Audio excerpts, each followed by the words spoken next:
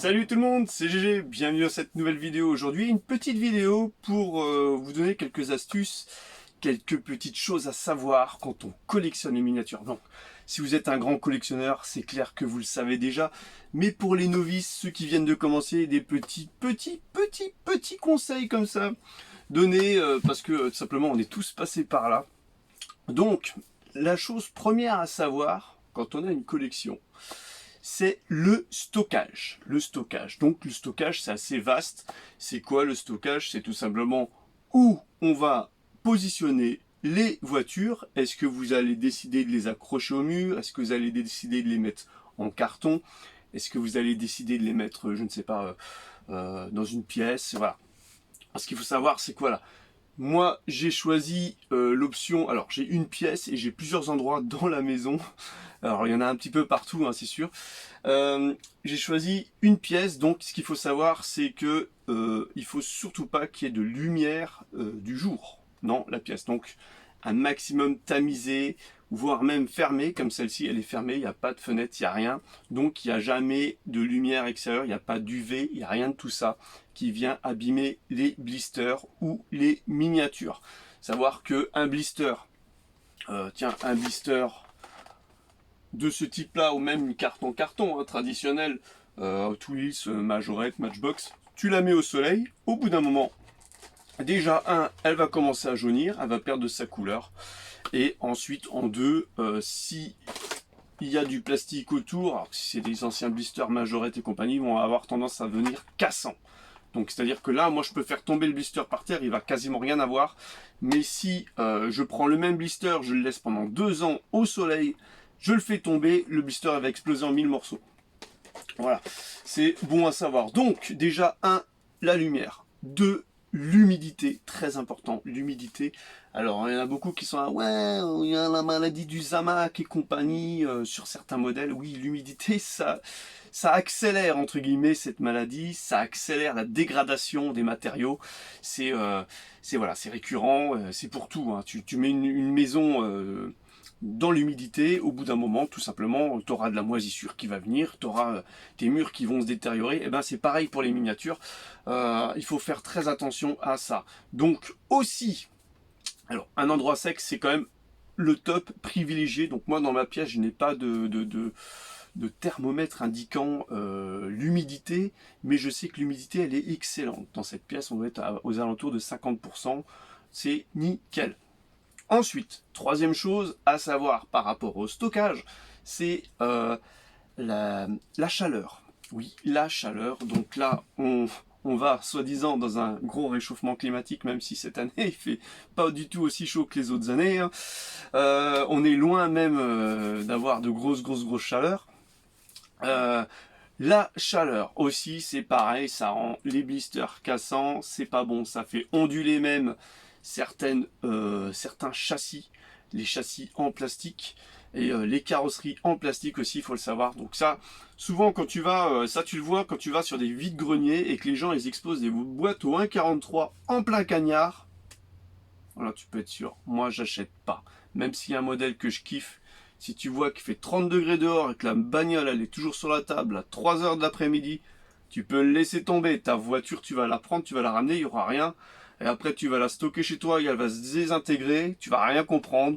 Ou le châssis il aura gondolé, ou n'importe quoi. La chaleur, c'est pas bon, c'est à oublier. En plus, dans les boîtes plexi, laisse tomber, ça fait accumulation de chaleur, donc au lieu de faire 30 degrés, il fait même 40 degrés dans la boîte plexi, c'est un truc de fou, même voire 50. C'est comme quand tu mets ta voiture en plein été au soleil, même pas besoin de la mettre au soleil, tu rentres dedans, et là tu fais, oh la vache, vite, faut vite mettre la clim, c'est un truc de fou quoi, on crève de chaud, ouvrez les fenêtres, machin chose. C'est pareil, les petites voitures, elles ont rien demandé, elles sont positionnées sur des tables, et voilà. Et alors, je vous ai dit les boîtes en plastique, mais c'est valable pour les blisters aussi. Tu as quand même une bulle de protection. Donc non seulement ça te fait jaunir le blister, mais en plus ça t'incorpore de la chaleur à l'intérieur et ça va accélérer la dégradation de... Je devrais la garder en main celle-là. De la miniature. Donc là, en ce qui concerne le stockage. La deuxième chose à savoir, c'est... Alors, on va rester un petit peu dans l'esprit stockage. C'est la place. la place. Alors je pense que tous les gros collectionneurs, on est dans la même panade. C'est-à-dire qu'on commence avec un modèle, deux modèles, trois modèles, quatre modèles, et on arrive vite à 10 000 modèles, 15 000 modèles, 20 000 modèles. Et là, faut la trouver, la place pour la mettre. C'est pas... Alors, on va nous appeler, putain, vous êtes des acheteurs compulsifs ou n'importe quoi. Non, c'est une passion, c'est une passion. Moi, si je revends toute ma collection, je peux m'acheter une voiture à l'échelle 1, une Mustang, putain, la Mustang de peut-être... celle-ci en neuve, tu vois, je pourrais me l'acheter, quoi, tu vois.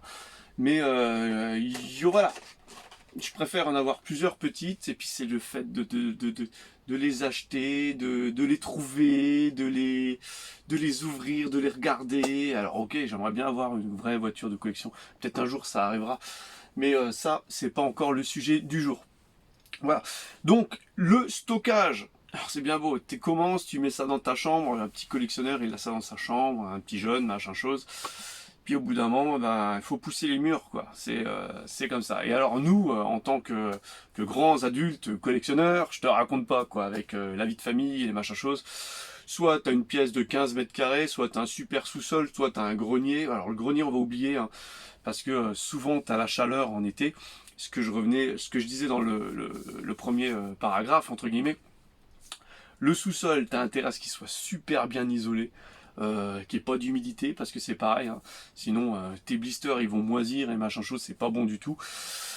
Donc il faut avoir vraiment beaucoup de place. Et ça faut le savoir parce que vite tu pousses les murs. Alors moi c'est vrai que la plupart des collectionneurs ils passent quasiment 50% de leur temps à ranger, à re-ranger, à re-ranger et gagner de la place.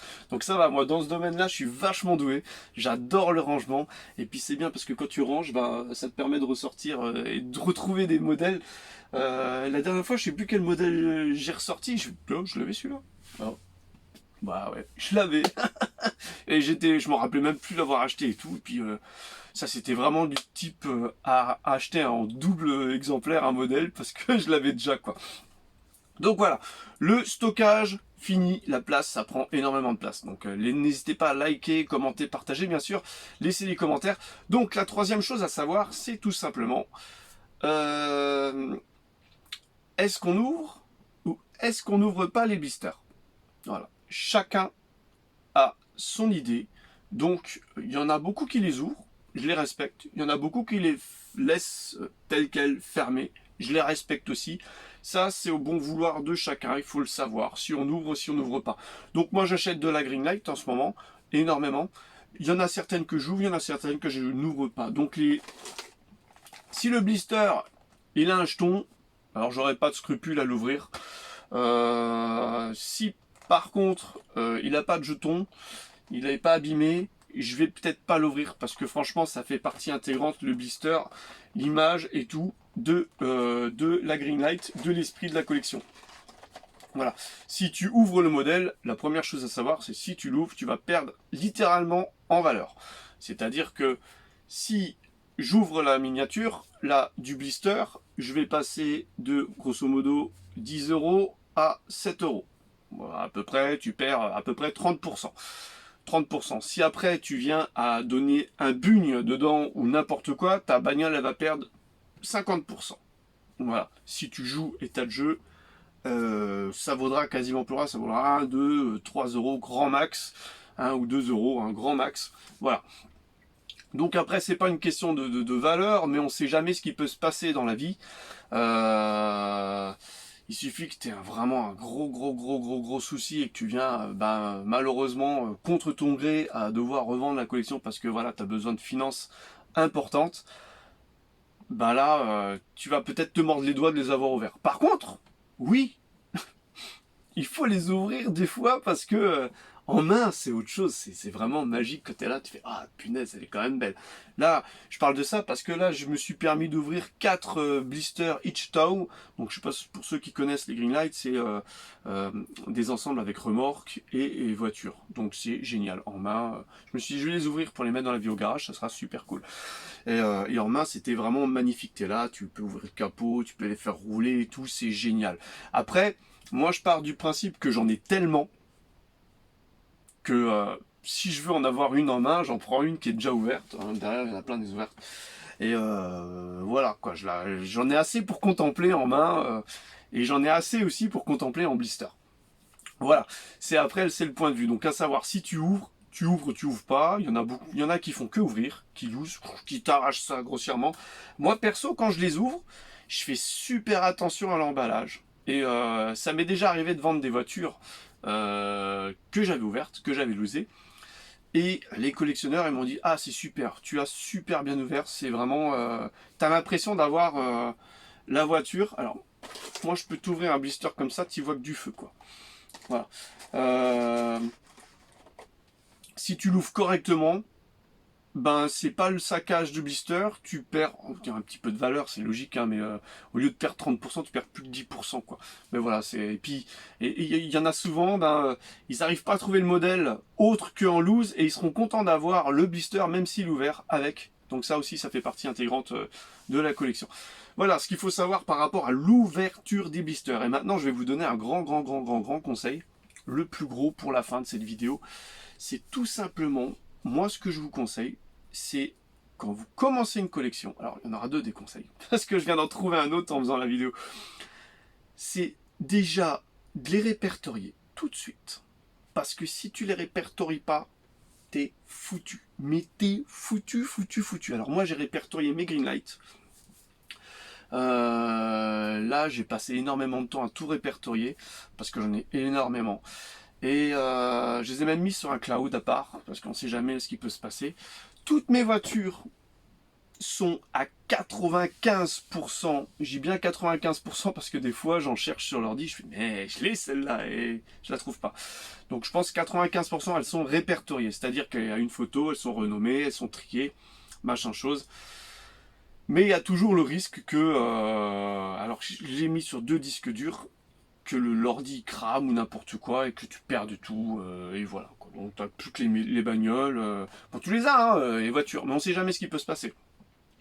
Après si t'as un dégât, n'importe quoi, peut-être vis-à-vis des assurances, euh, ça peut valoir. Donc moi j'ai la chaîne YouTube, j'ai déjà un assureur qui m'a, un ami qui m'avait parlé, il m'a dit toi t'as aucun souci, t'as une chaîne, tu montres ce que tu as et machin, tout le monde voit que tu en as, t'as plus de 900 vidéos, c'est un bon gage de garantie pour l'assurance, t'as pas besoin de faire estimer, tu le vois, machin chose.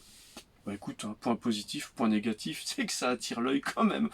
Euh, Ensuite, le deuxième truc, donc c'était le plus important pour moi, c'est quand vous commencez, essayez d'avoir un thème de collection. Sinon, ça part en cacahuète.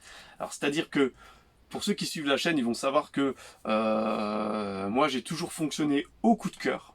Donc, je fonctionne toujours, même d'ailleurs, au coup de cœur, sauf que j'ai restreint. J'ai restreint à un seul fabricant actuellement. J'y bien actuellement, ça m'arrive d'en acheter encore un petit peu d'autres, mais vraiment j'ai beaucoup restreint là. C'est un seul fabricant et je fonctionne encore au coup de cœur chez le fabricant parce que franchement il y en a tellement qui sortent, c'est un truc de fou, tu deviens vite dépassé. C'est-à-dire dépassé, tu te retrouves avec 20 000 Hot Wheels, tu te retrouves avec 10 000 Matchbox, tu te retrouves avec, je sais pas moi, 10 000 Majo, tu te retrouves avec, attends j'avais combien? J'avais plus de 5 000 1,43, je fais, ouah, mais c'est pas possible. Non. Donc j'ai revendu pas mal de 1,43 et compagnie, comme je l'avais déjà expliqué, pour réinvestir dans de la Greenlight. Et voilà, mais c'est vrai que tu arrives vite à truc de fou. Alors ce qui me fait rigoler aussi, c'est quand tu vas sur des salons, que tu rencontres d'autres collectionneurs, des fois, tu connais leur collection, mais eux ils connaissent pas la tienne. Et ils te prennent de haut comme ça, ils font ouais, toi, machin et tout, et lui, là. Ah, ok. Attends, moi je les ai, moi j'ai ma 10 millième Hot Wheels et compagnie, je suis content, machin chose. Et toi dans ta tête, t'oses pas lui dire que t'en as 20 000 quoi. T'es là, tu lui dis non, je vais pas lui dire, ça va le saper, c'est pas possible. En tout cas voilà, le plus important pour moi c'est d'avoir un thème. Un thème, comme ça évite que tu partes en cacahuète. Donc il y en a beaucoup qui font thème JDM, il y en a qui font les américaines, il y en a qui font les Mopars, il y en a qui font super. Alors tu peux faire après multifabricant. Tu fais que de la japonaise, multifabricant, tu vas chez Tarmac, tu vas chez machin, truc bidule chouette. Tu trouves tes petites japonaises, Hot Wheels compagnie, t'es content. Voilà, il y en a qui font du Volkswagen, donc ils font Volkswagen multifabricant, multi-échelle, c'est génial. Tu vas chez eux, c'est un vrai musée, c'est génial. Moi, c'est un peu de tout, quoi. Tu vois, t'as un mur Volkswagen, t'as 50% d'américaines, parce que moi j'adore les américaines. T'as 15% de japonaises.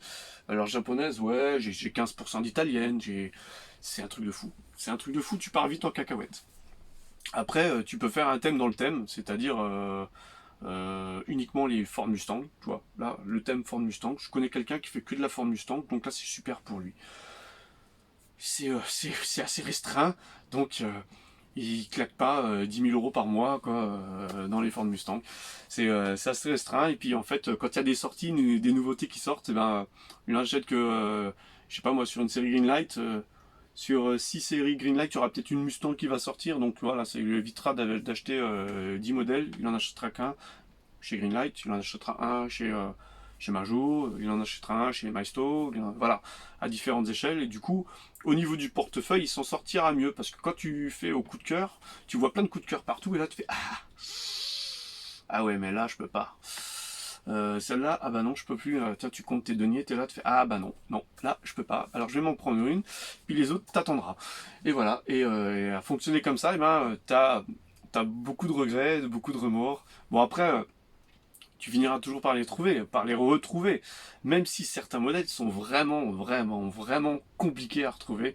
Euh, Surtout chez Greenlight, là, je m'y intéresse vraiment, vraiment, vraiment. Il y a des modèles qui sont vraiment impossibles à retrouver parce que tout simplement, c'est des tirages infimes. Tu regardes Hot Wheels, c'est 100 fois plus les tirages, même plus, beaucoup plus, c'est 1000 fois plus les tirages. La plupart des greens, c'est des greenlight, hein, je parle pas des green machines. Les greenlight, c'est entre 5 et 10 000 exemplaires, max. Max. Donc tu as l'impression d'avoir du Auto World, du M2 Machine, c'est un petit peu dans les mêmes sphères de tirage, et après tu divises ça, 5000 exemplaires, moi j'en ai beaucoup à 3000 exemplaires, 5000 exemplaires divisés dans le monde entier, en fait tu te rends compte qu'il y a quoi, il y a 50 magasins à tout péter dans le monde qui te vendent de la Greenlight, peut-être 100, hein, quand tu comptes tous les Walmart aux États-Unis et compagnie, Toys R Us, qui sont fournis, hein, parce qu'en France j'en connais 4 magasins, je crois 4 magasins qui vendent de la GL. 4 voire peut-être 5. 5 autres, des vrais magasins en physique, autres que les revendeurs. Les revendeurs sur internet, là il y en a à peu près une dizaine. Donc c'est vrai que quand tu regardes, ça fait pas beaucoup. Et puis chaque lot est quand même dispatché. Donc c'est-à-dire que tu vas avoir un lot qui va tomber au Japon ou en Thaïlande. Ce même lot, tu vas le retrouver peut-être en Italie. Tu vas pas le retrouver en France, tu vas pas le retrouver aux États-Unis. Les États-Unis, logiquement, ils ont tous les lots. Mais voilà, tu as des lots que tu n'arriveras pas à trouver. Des voitures, là, je sais que j'ai une bagnole que je n'arrive pas à trouver. Je la vois, et que aux États-Unis, que en Australie. En Australie. Et ça me fait brère de payer 25 euros ou 30 euros de frais de port sans compter la douane juste pour un modèle. Alors j'essaye, j'attends, je guette les vendeurs européens, mais bon, après voilà, ils n'ont pas tout ce qu'ils veulent aussi non plus. En tout cas, c'est comme ça fait partie du jeu. Donc, avoir un thème. Donc, je résume un petit peu la vidéo. Le stockage, très important, donc ça vous avez vu pourquoi. Ensuite, la place que ça prend. Vous avez vu pourquoi. Avoir un thème. Les répertorier, très important, et savoir si vous les ouvrez ou pas. J'espère que cette petite vidéo, qui est vachement longue, je me rends compte qu'elle fait 20 minutes, ça va être un enfer à faire le montage là-dessus, vous aura été utile, j'espère qu'elle vous aura plu. Donc il n'y a eu aucun modèle de présenté, mais vous voyez en arrière-plan, il y a toujours quelque chose qui est sympa. J'espère que ça vous aura plu, n'hésitez pas à liker, commenter, partager, puis ça vous aura plu de voir que ma petite tête, hein, j'ai de moins en moins de cheveux sur le caillou. Et voilà, et que la barbe est toujours aussi bien taillée. Allez, n'hésitez pas à liker, commenter, partager, et on se retrouve pour une prochaine vidéo. Allez, bye bye.